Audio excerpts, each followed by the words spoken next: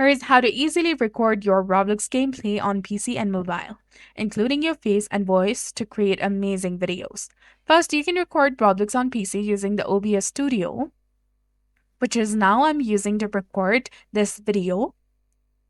You can install and open OBS Studio. Go to the official website of OBS Studio Recording.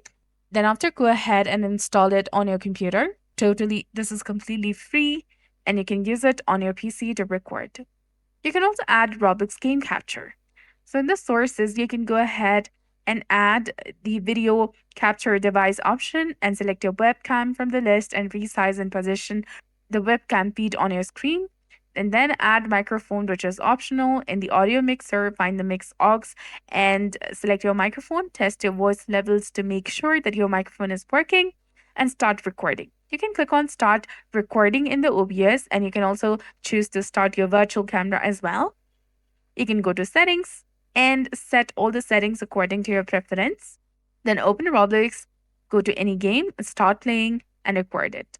You can start recording by clicking the record button or press Windows key plus Alt plus R and play Roblox. The recording will happen in the background. And if you want to stop recording, press Windows key plus Alt plus R again, and the recording will be completely stopped instantly.